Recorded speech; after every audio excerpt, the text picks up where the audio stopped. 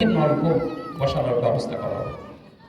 এতে হবে কি, আপনারা সুপেয় পানির যে অব্যবস্থাপনা হয়েছে সেটা দূর করা সম্ভব হবে। এরপরে আমরা চিকিৎসার ব্যাপারে আমি বলেছি, সবচেয়ে অবিরত এলাকা দেলুটি। এখান থেকে রোগী খুলনায় নিয়ে যাইতে যাইতে তার জীবন শেষ হয়ে যায়। আমি বলেছি জায়গা দেখেন, সরকারভাবে না হলেও বেসরকারিভাবে আমি করে দেব।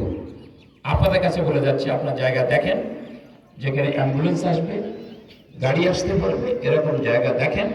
আমি দায়িত্ব নিলাম, এই দেলুটি ইউনিয়নে একটা ক্লিনিক আমি করে দিতে পারব। এরপরে আমরা মনে করি যে রাস্তাঘাটের যে সমস্যাগুলো আছে, এটা বলতে খুব কষ্ট লাগে আমাদের, যেটা আমাদের লিটন ভাই বলেছেন, অ্যাডভোকেট শফিকুল ইসলাম লিটন ভাই। রাস্তাঘাট টাকা কোথায় গেল? এই রাস্তাঘাট যদি 20 লক্ষ টাকা বাজেট হয়, খুব বেশি হলো 5 থেকে 7 লাখ টাকা খরচ হয়, বাকি টাকাটা পকেটে চলে যায়। আমরা মনে করি, আমরা যদি নির্বাচিত হই, সরকার গঠন করি, আমাদের নেতা ডাক্তার শফিকুর রহমান সাহেব বলেছেন, যে কোনো কাজের জন্য যত টাকা বাজেট হবে, জনগণের সামনে নেম প্লেট এখানে উল্লেখ করতে হবে যে এত টাকা বাজেট, এত টাকা খরচ হয়েছে, এত টাকা উদ্বৃত্ত আছে, এটা সরকারের ঘরে আমরা দিয়ে দেব। ওইটা থেকে আমরা এক কাপ চাও আমরা খাবো না। আমরা দুর্নীতি করব না, আর কাউকে দুর্নীতি করতে দেব না। এটুকু বড়। দুর্নীতি কি পরিমাণ? আপনার ইউনিয়ন ভূমি অফিসে যাবেন, সেখানে মিউটেশন করতে গেলে টাকা ছাড়া মিউটেশন,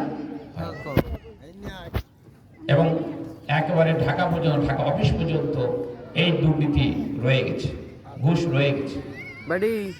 এইগুলো আমরা পরিবর্তন করব।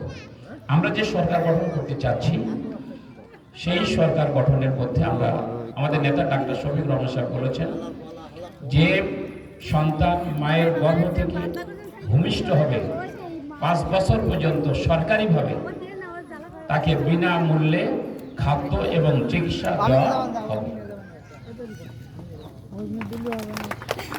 এরপরে 60 বছর পার হওয়ার পরে আমাদের সন্তানরা সব পৃথক হয়ে যায়, দেশের বিভিন্ন জায়গায় তারা চলে যায়, ওষুধ খাওয়ার টাকা থাকে না।